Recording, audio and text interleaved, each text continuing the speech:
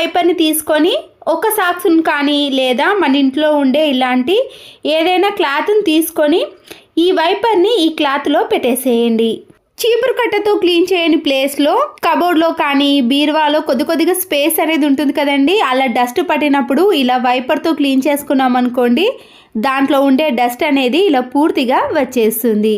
Gas స్టవ్ని వాటర్తో కానీ మనము లిక్విడ్తో క్లీన్ చేసుకున్నప్పుడు ఒక్కొక్కసారి వాటి హోల్స్ అనేవి క్లోజ్ అయిపోయి మంట అనేది సరిగా రాదండి, గ్యాస్ అనేది వేస్ట్ అయిపోతుంది కదా. ఈ హోల్స్ అనేవి క్లోజ్ అయిపోయినప్పుడు ఇలా నిడిల్తో కానీ లేదా ఇంజెక్షన్తో మనము హోల్స్ని ఇలా కొద్దిగా అందులో పెట్టేసి తిప్పేసామనుకోండి, ఆ హోల్స్ అనేవి క్లియర్ అయిపోతాయి.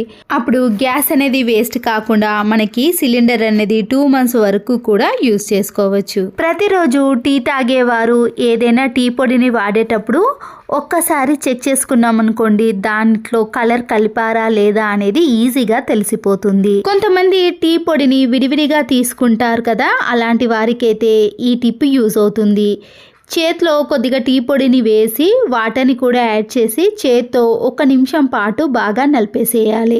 మన చేతికి కలర్ అంటడం కానీ లేదా టీ పొడి అనేది రంగు మారినప్పుడు అది ఒరిజినల్ కాదని తెలుసుకోవాలి. రంగు మారినట్టు కనిపిస్తే మాత్రం దాంట్లో ఖచ్చితంగా కెమికల్స్ కలిపారని తెలుసుకోండి.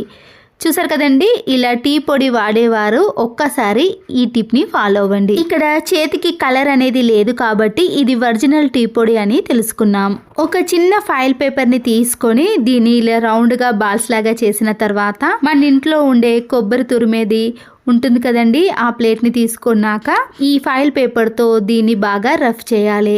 మామూలుగా మనము చాకుని కానీ చిన్న పీలర్స్ని సీజర్ని సానపడతాం కానీ ఇలాంటి పీలర్ని సానపట్టలేం కదండి. కొబ్బరి తురిమేది షార్ప్నెస్లో లేనప్పుడు ఈ టిప్ అనేది యూజ్ అవుతుంది. సమ్మర్లో మనము ఎక్కువ కేజీలు ఎండుమిర్చిని తీసుకొచ్చి దాబా పైన ఎండబెట్టి కారాన్ని పట్టించుకుంటాం కదండి.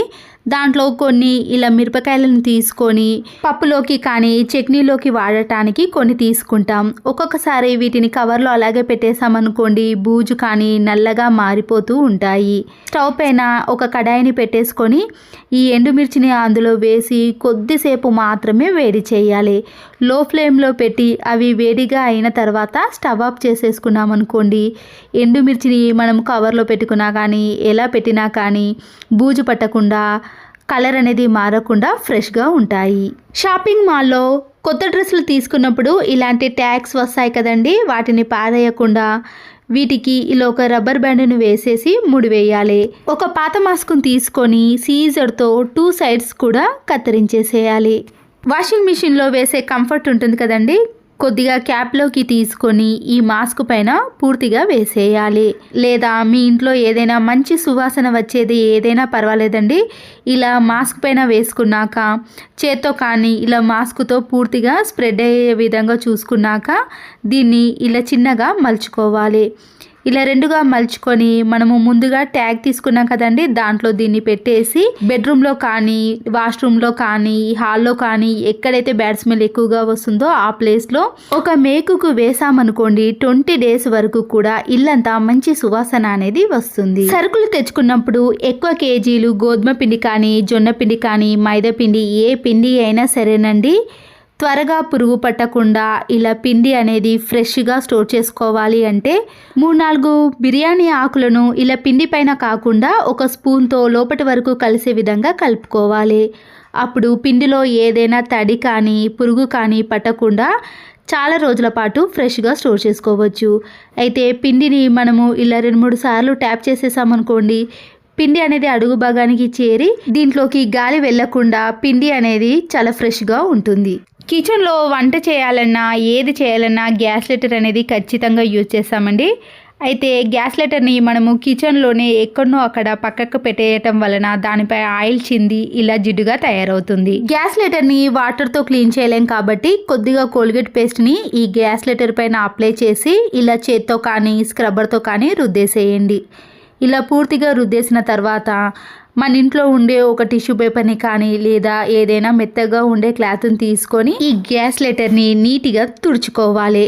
దీనివల్ల దానిపై ఉండే జిడ్డు మరకలు అనేవి పోయి మంచి షైనింగ్లోకి ఈ గ్యాస్ లైటర్ అనేది కనిపిస్తుంది. కొత్తిమీర కానీ పుదీనా, కరివేపాకు, ఆకుకూరలు ఏవైనా సరేనండి. ఇక్కడ మెంతి కూరని తీసుకున్నాను నేను. ఇది కవర్లో ఇలా తెంపి పెట్టిన తర్వాత 4-5 డేస్కి ఇలా వాడిపోయినట్టు తయారైందండి. ముందుగా మనము ఒక బౌల్లో కొన్ని వాటర్ని వేసుకొని సాల్ట్ను వేసుకున్నాక ఏ ఆకుకూర అయినా పర్వాలేదండి, ఇలా వాటర్లో కొద్దిసేపు ఒక 10 to 15 మినిట్స్ పాటు ఈ వాటర్లో మునిగేటట్టు పూర్తిగా అందులోనే ఉంచేసేయాలి. 10 మినిట్స్ తర్వాత ఈ ఆకుకూర ఎలా ఉందో చూపిస్తాను చూడండి. ఇంతకుముందు వాడిపోయినట్టు కనిపించింది కదండి, ఇప్పుడు ఫ్రెష్గా ఆకులన్నీ కూడా విడివిడిగా కనిపిస్తాయి. ఇలా వాడిపోయిన ఏ ఆకుకూరలైనా సరేనండి, మనము వంట చేసే ముందు ఒక 10 to 15 మినిట్స్ పాటు సాల్ట్ వేసిన వాటర్లో ఉంచేసామనుకోండి, ఆకుకూరలు అనేవి ఫ్రెష్గా తయారవుతాయి. కాజు కానీ బాదం కానీ ఏదైనా మనము గార్నిష్ కోసం సర్వ్ చేసుకునేటప్పుడు ఇలా చిన్నగా సీజర్తో కానీ నైఫ్తో కానీ కట్ చేస్తాం కదండి, అప్పుడు ఇవి గట్టిగా ఉండటం వలన ఇవి చిన్న చిన్న పీసెస్గా వస్తాయి. అలా కాకుండా మనము కొబ్బరి తురిమే దానితో ఇలా చిన్నగా మనము ఎంత సన్నగా కావాలంటే అంత సన్నగా తురుముకోవచ్చు. ఏదైనా స్వీట్స్లోకి కానీ లేదా పైన గార్నిష్ కోసం చేయాలంటే ఇలా సన్నగా తురుముకున్నాం అనుకోండి, చాలా టేస్టీగా ఉంటుందండి. మనము ఎప్పుడైనా బాదం మిల్క్ ఏవైనా చేసుకున్నప్పుడు ఇలా నైఫ్తో కట్ చేయడం కంటే ఇలా తురుముకొని చూడండి. తర్వాత వీటిని ఒక డబ్బాలో వేసుకొని అప్పటికప్పుడు మనము దేనిపైన స్వీట్ పైన గార్నిష్ చేయాలంటే తర్వాత తీసుకొని వీటిని యూస్ చేసుకోవచ్చు. తీసుకున్న కొన్ని కాజు బాదంలకే ఇలా తురుముకున్నాం అనుకోండి, ఎక్కువ తీసుకున్న విధంగా కనిపిస్తాయి. సమ్మర్ వచ్చేసింది కదండి, ఎక్కువగా మనము ఈ సమ్మర్లో నిమ్మకాయ రసాన్ని కానీ నిమ్మకాయని యూజ్ చేస్తాం. మనము ఇలా కట్ చేసిన నిమ్మకాయని డైరెక్ట్గా మనము ఒక బౌల్లో రసాన్ని తీసామనుకోండి, అందులో నుంచి గింజలు అనేవి ఇందులో డైరెక్ట్గా పడతాయి. అప్పుడు మనము చేత్తో తీయాల్సిన పని అయితే ఉంటుంది. అలా కాకుండా ఇలా చిల్లులు గరిట ఉంటుంది కదండి, ఏ స్పూన్ అయినా సరే తీసుకొని మనము దానిపైన ఇలా నిమ్మకాయ రసాన్ని తీసుకున్నాం అనుకోండి, ఈ గింజలు అనేవి బౌల్లో పడకుండా నిమ్మకాయ రసం మాత్రమే బౌల్లోకి వచ్చేస్తుంది. అప్పుడు మనము చేత్తో తీయాల్సిన పని కూడా ఉండదండి. ఇలా ఎక్కువగా నిమ్మకాయ రసాన్ని తీసినప్పుడు ఈ టిప్ అనేది యూజ్ అవుతుంది. ప్రెషర్ కుక్కర్లో పప్పును ఇలా ఉడికించుకునే ముందు నానబెట్టుకోవాల్సిన అవసరం లేకుండానే ఇలా ప్రెషర్ కుక్కర్లో 2-3 సార్లు పప్పును కడిగి వేసుకోవాలి. నేను ఇక్కడ గోంగూర పప్పును చేస్తున్నాను కాబట్టి దీంట్లోనే ఇలా గోంగూరను, పచ్చిమిర్చి, ఆనియన్స్ని అన్నీ వేసినాక ఇలా కొన్ని వాటర్ని కూడా వేసుకోవాలి. దీంట్లోకి పసుపును 1 టీ స్పూన్ వరకు సాల్ట్ను కూడా వేసుకోండి.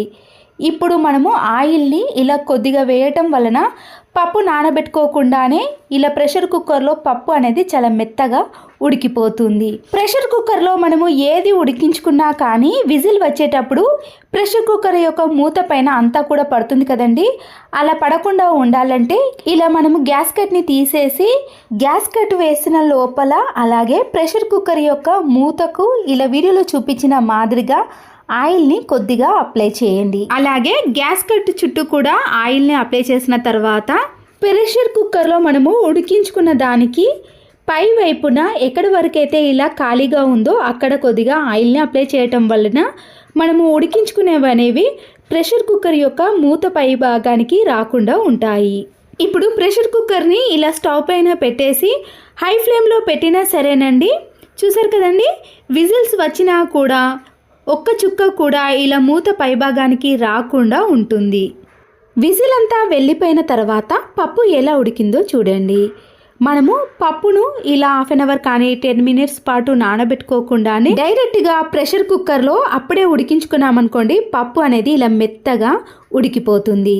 పప్పు గుత్తితో కూడా రుబ్బాల్సిన పని ఉండదండి. పై భాగానికి కూడా ఆయిల్ని అప్లై చేయటం వలన పైకి రాకుండా ఇలా పప్పు అనేది త్వరగా ఉడికిపోతుంది. సరుకులు తెచ్చుకున్నాక మిగిలినవి ఇలా కవర్లోనే ఉన్నాయనుకోండి, అవి మెత్తబడటం కానీ పురుగు పట్టడం లాంటివి జరుగుతాయి. ముందుగా ఈ కవర్ని ఇలా లెవెల్గా కట్ చేసి కవర్లో వెనుక భాగాన ఇలా రెండింటిని మనము ఒకే దగ్గరికి మలుచుకోవాలి. కవర్ని ఇలా ముందు భాగానికి మార్చుకొని మనము రౌండ్గా చిన్నగా మలుచుకోవాలి.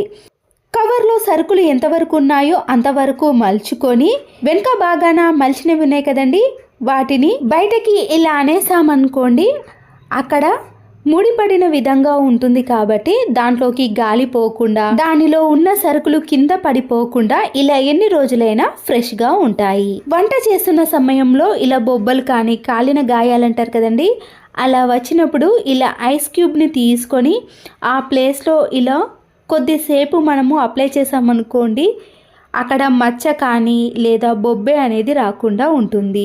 లేదా కొద్దిగా మన ఇంట్లో ఉండే నెయ్యిని అప్లై చేసినా కూడా అక్కడ చల్లగా అనిపించడం కానీ బొబ్బ రాకుండా మనకి ఉపశమనం అనేది లభిస్తుంది. ఫోన్ ఛార్జింగ్ వైర్లు ఉంటాయి కదండి, ఇలా మనము ప్రతిరోజు ఛార్జింగ్ వైర్ పెట్టడం వలన అక్కడ బెండ్ అయి వైర్ అనేది కట్ అయిపోతుంది. దానికి మనము ప్లాస్టర్ని కానీ ఇలా వైర్ని కానీ చుట్టడం లాంటివి జరుగుతాయి కదా. ఈ ఛార్జింగ్ వైర్ అనేది పాడవకుండా ఉండాలంటే పెన్ రిఫిల్లో కొన్నిటికి ఇలాంటి స్ప్రింగ్ వస్తుంది కదండి, ఆ స్ప్రింగ్ని తీసుకొని నైఫ్తో కానీ సీజర్తో కానీ పైన ఉన్న స్ప్రింగ్ని కొద్దిగా లూజ్గా చేయడం, అలాగే కింది భాగాన ఉన్న స్ప్రింగ్ని కూడా కొద్దిగా లూజ్ చేసి అప్పుడు మనము ఎక్కడైతే వైర్ బెండ్ అవుతుందో ఆ ప్లేస్లో ఈ స్ప్రింగ్ను చుట్టేసేయాలి. చూడండి, ఇక్కడ స్ప్రింగ్ వేయటం వలన వైర్ అనేది ఇక్కడ బెండ్ కాకుండా ఉంటుంది. ఈ ఛార్జర్తో మీకు ఫోన్ పెట్టి చూపిస్తాను చూడండి. మనము ఫోన్ని ఎలా పెట్టినా కూడా వైర్ అనేది బెండ్ కాకుండా చాలా రోజుల పాటు ఇలా ఒరిజినల్ ఛార్జర్ని మనము యూజ్ చేసుకోవచ్చు. మన ఇంట్లో ఇలా చాలా రకాల షాపింగ్ మాల్ బ్యాగ్స్ కానీ కవర్స్ ఉంటాయి కదండి, అలాగే పెట్టేసామనుకోండి స్పేస్ ఎక్కువగా తీసుకోవటమే కాకుండా చూడడానికి కూడా అంత అందంగా కనిపించదు. ఈ కవర్ను ఇలా పొడవులో రెండుగా మలుచుకోవాలండి. ఇలా సమానంగా మలుచుకున్నాక కింది వైపు నుంచి ఇలా సమోసా షేప్ ఆకారంలో చివరి వరకు మలుచుకొని రావాలి. ఆ తర్వాత ఇలా హ్యాండిల్స్ని మాత్రం మనము ఈ సమోసా షేప్ ఆకారంలో మలుచుకున్నాం కదండి, దాంట్లో వీటిని పెట్టేసేయాలి. ఇలా చేయడం వలన కవర్స్ కానీ షాపింగ్ మాల్స్ బ్యాగ్స్ అనేవి మనము ఎక్కడ పెట్టినా కూడా చాలా నీట్గా అందంగా కనిపించడమే కాకుండా స్పేస్ కూడా చాలా తక్కువగా తీసుకుంటుంది. మన ఇంట్లో తుప్పు పట్టిన సీజర్స్ కానీ నైఫ్స్ ఉంటాయి కదండి, వాటికి ఉండే సిలుము అనేది త్వరగా పోవాలంటే ఇలాంటి స్టీల్ స్క్రబ్బర్ ఉంటుంది కదండి, దాంతో బాగా అప్లై చేసామనుకోండి తుప్పు పోవటమే కాకుండా ఈ నైఫ్ కానీ సీజర్ అనేది షార్ప్నెస్లోకి వచ్చేసాయి. ఇక్కడ మీకు చాలా ఉన్న పేపర్స్ని కూడా కట్ చేసి చూపించాను. ఒక బౌల్లోకి కొన్ని హాట్ వాటర్ని తీసుకొని కొద్దిగా సాల్ట్ను వేసినాక టూత్ బ్రష్లు ఉంటాయి కదండి, ఆ టూత్ బ్రష్లు అన్నిటినీ కూడా ఈ హాట్ వాటర్లో వేసి ఒక 5 to 10 minutes పాటు అలాగే ఉంచేసేయండి. ఇలా చేయటం వలన టూత్ బ్రష్లు అనేవి మళ్ళీ సాఫ్ట్నెస్లోకి వస్తాయి. ఒక చిన్న గాజు బౌల్ని కానీ లేదా ఏదైనా ఒక చిన్న పాత్రను తీసుకున్నాక వంట సోడా ఉంటుంది కదండి, 2 teaspoons వరకు వేసి దీనిని మనము ఫ్రిడ్జ్లో పెట్టేసామనుకోండి, పులిసిన వాసన కానీ ఏదైనా ఫ్రిడ్జ్లో నుంచి బ్యాడ్ స్మెల్ వచ్చిందనుకోండి అది రాకుండా ఉంటుంది.